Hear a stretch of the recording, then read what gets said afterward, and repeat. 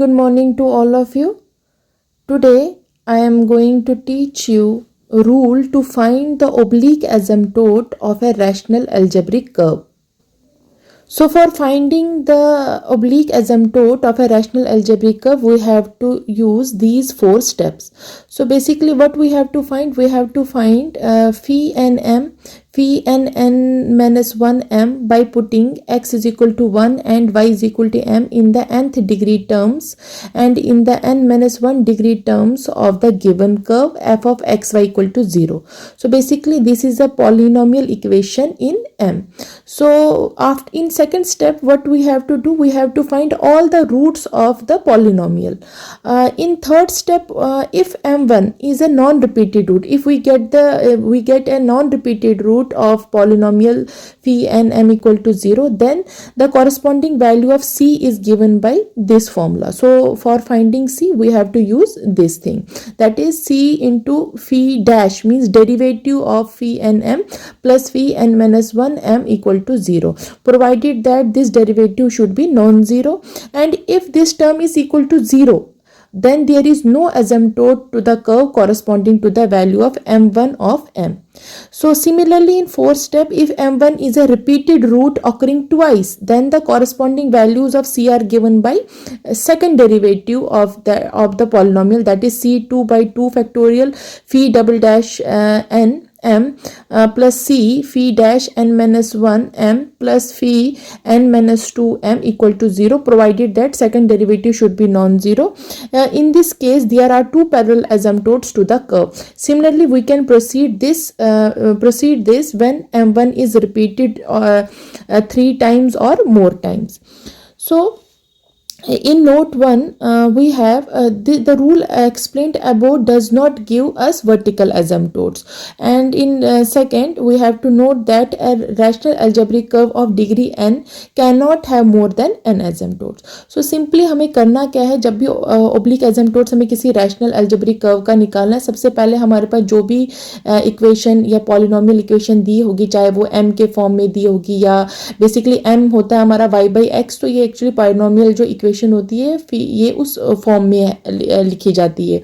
तो ये general form है उसका, मैंने जो लिखा है शॉर्ट में कि जो हमारे पास फी, इसमें जो हमारे पास जैसे nth डिग्री होगा, फिर उसके बाद n-1 डिग्री होगा, इसी तरीके से जो मान के चलिए हमारे पास 3 डिग्री है, तो 3 के बाद जो दूसरी डिग्री होती है वो 2 होती है, 2 के बाद 1 आता है, 1 के बाद कांस्टेंट होगा. तो हमें हर एक डिग्री में क्या करना है, उसकी जो x की वैल्यू है 1 पुट करनी है और y की वैल्यू क्या करनी है, m पुट करनी है. फिर क्या करना है, हमने उसके रूट्स निकालने. अब रूट्स कैसे निकालेंगे, जो हमारे पास यहाँ से जो डिग्री टर्म्स थी, मींस 3 डिग्री या 2 डिग्री टर्म्स की जो values after putting x is equal to 1 and y is equal to m हमारे पास वैल्यू आई, उसको इक्वेट करना है हमें 0 के. वहां से हमने देखना हमारे रूट्स कैसे हैं. जैसे हमारे पास रूट्स आएंगे, मान के चलिए m की हमारे पास जो वैल्यूज आ जाएंगी, उसके कॉरस्पॉन्डिंग हमें c की वैल्यूज मिलेगी, और c का फाइंड करने का हमारे पास ऑलरेडी फॉर्मूला होता है. वो क्या होता है कि फी जो n minus 1 m divided by minus times fee dash of n m. सो यहाँ से हमारे पास यही सिंपली मैं ये कह सकती हूँ, ये वाला फॉर्मूला में हम उसको यूज करते हैं फॉर फाइंडिंग c. और अगर प्रोवाइडेड क्या होना चाहिए, जो का डेरिवेटिव है वो क्या होना चाहिए, नॉन जीरो होना चाहिए. अगर वो 0 आता है तो हमारे पास कोई भी एसिम्प्टोट उस कर्व के corresponding to the value of m1 of m नहीं मिलेगा. So similarly in fourth step में क्या हो जाएगा, अगर हमारे पास रिपीटेड रूट्स होंगे जो 2 बार आ रहे होंगे, मींस ऑकरिंग ट्वाइस हो रहे होंगे, तो ऐसे केस में हमें उसका फिर second derivative then first derivative लेके और फिर c की वैल्यूज हमें इन सब से निकलेगी. सो ऐसे केस में हमारे पास क्या हो जाएगा कि in this case there are 2 parallel asymptotes to the curve, और similarly we can proceed for m1 is repeated 3 और मोर टाइम्स, मींस अगर m1 फिर 3 बार रिपीट हो रहा है या उससे ज़्यादा बार रिपीट हो रहा है तो हम वैसे उसको यूज़ कर सकते हैं. सो जो हमारे पास रैशनल अलजेब्रिक कर्व अगर हमारे पास डिग्री n में है तो हमें कभी भी n से ज़्यादा एसिम्प्टोट्स नहीं मिलेंगे. सो एक नोट है, इसको हमेशा याद रखना चाहिए. सो अब हम एक एग्जाम्पल सॉल्व करते हैं जिसमें हम ये चारों के चारों स्टेप्स क्या करेंगे, यूज़ करेंगे. सो फाइंड एग्जाम्पल है हमारे पास, find the asymptotes of the curve x cube plus 2x² y minus x y square minus 2y cube plus x y minus y square minus 1 equal to 0। अब हमने करना क्या है इस इक्वेशन में, इसके हमने ओब्लिक एजेम्प्टोड्स निकालने। सबसे पहले हम प्रोसीजर वही अप्लाई करेंगे, पहले हम हॉरिजेंटल एजेम्प्टोड देखेंगे, फिर वर्टिकल देखेंगे, उसके बाद ओब्लिक एजेम्प्टोड्स के लिए निकालेंगे उसकी वैल्यूज। सो ये देखिए, ये हमारे पास जो पॉलिनोमियल है ये किस डिग्री, इसकी डिग्री क्या है 3 है, तो इसका मतलब है हमारे पास जो एजेम्प्टोड्स होंगे वो भी सिर्फ 3 ही आएंगे, उससे ज़्यादा नहीं होंगे। ठीक है, सो सबसे पहले हम हॉरिजेंटल एजेम्प्टोड निकालेंगे, तो उसके लिए हम लिख रहे हैं कि the given equation of the curve is this. So the coefficient, और हमें पता है कि हॉरिजेंटल हो या वर्टिकल एजेम्प्टोड्स है, उसके लिए हमें क्या करना होता है, जो हाईएस्ट पावर, जो coefficient of highest power of x है उसको इक्वेट करना होता है 0 के, और similarly coefficient of highest power of y होता है उसको भी इक्वेट करना होता है 0 के। अगर वो कांस्टेंट आ जाएगा तो दिस मीन्स हमारे पास कोई भी एजेम्प्टोड उस एक्सिस के पैरेलल नहीं है।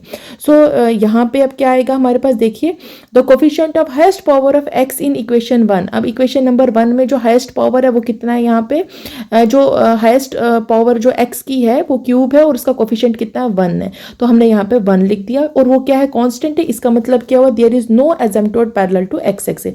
सिमिलरली जब हमें कोफिशिएंट ऑफ वाई का देखना है, तो कोफिशिएंट ऑफ वाई का सबसे हाईएस्ट कोफिशिएंट जो हाईएस्ट पावर ऑफ वाई है वो वाई क्यूब है, और उसका जो कोफिशिएंट है दैट इज -2। तो यहाँ पे हमने लिख दिया -2, और ये अगेन क्या है कांस्टेंट है।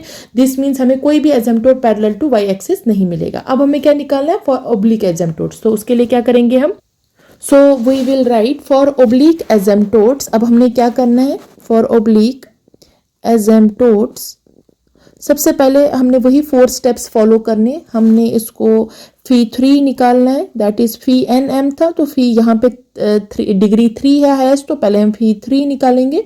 सो फी 3m क्या हो जाएगा, हमें क्या करना है, पुट करना है क्या, x को 1 पुट करना है और y को क्या पुट करना है m, किसमें, इक्वेशन नंबर 1, इन इक्वेशन 1, इधर लिख देती हूँ मैं इन इक्वेशन 1।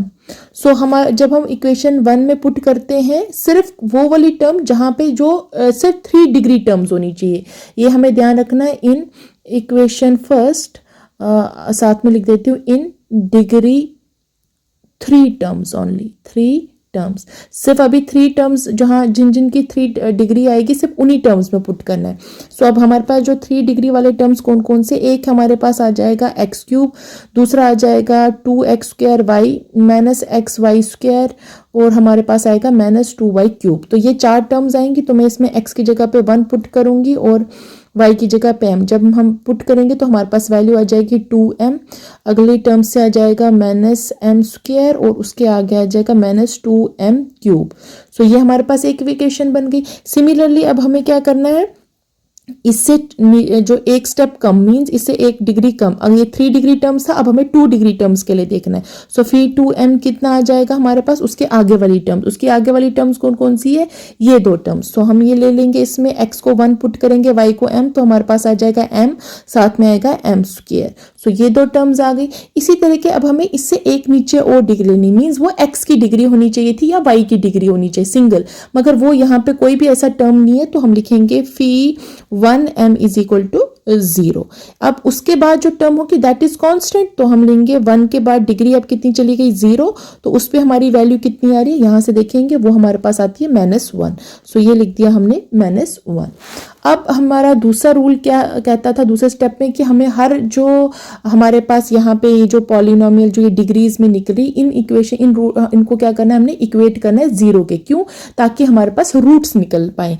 तो हम लिखेंगे now phi 3m this is equal to 0। So उसका मतलब हो गया 1 + 2m -m² -2m cube this is equal to 0। So यहाँ से इसके फैक्टर्स निकालेंगे, चाहे हम सिंथेटिक डिवीजन से निकालें या कोई भी फैक्टर के मेथड से निकालें, तो हमारे पास जो फैक्टर्स बनेंगे वो बन जाएंगे 1 -m² और 1 + 2m। सो ये मैं डायरेक्टली स्टेप लिख रही हूँ, तो आप लोग ये सॉल्व कर सकते हैं। सो इसके बाद यहाँ से हमारे पास जो रूट्स बन गए, वो क्या क्या रूट्स बन गए, ये a - b का whole square, a - a² - b का b² का फॉर्मूला, इसको ओपन कर सकते हैं। तो मेरे पास रूट बन जाएगा a - b a + b और साथ में आएगा 1 plus 2m, this whole is equal to 0।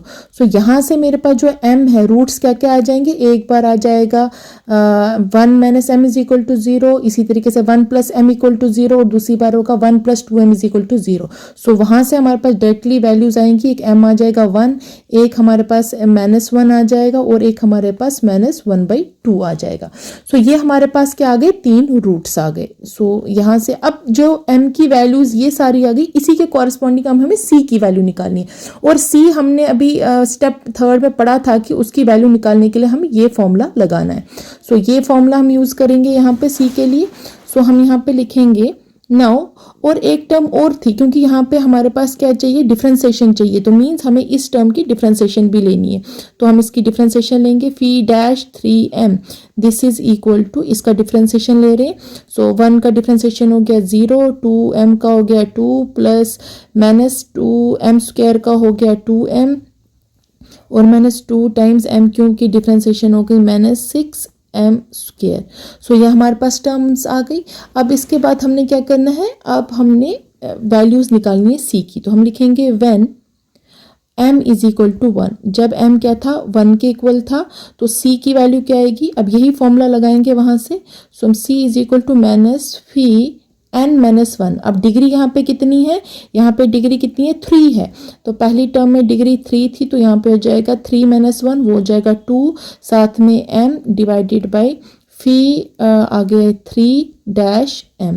मगर m कितना है, 1 है, तो मीन्स हमें m की जगह पे क्या वैल्यू पुट करनी है, 1 पुट करनी है। तो मैं लिखूंगी फी टू 1 एंड फी -3 1। सो वो किसके इक्वल हो गया, जो हमारे पास फी की वैल्यू थी, फी 3m में क्या करना है, m की जगह पे 1 पुट करना है। जब इधर m की जगह पे 1 पुट करेंगे तो हमारे पास जो वैल्यू आ जाएगी, मैं डायरेक्टली लिख देती हूँ, वो हमारे पास आ जाएगी यहाँ से फी 2 में। देखिए यहाँ पे ये हो गया ना m माइनस m²।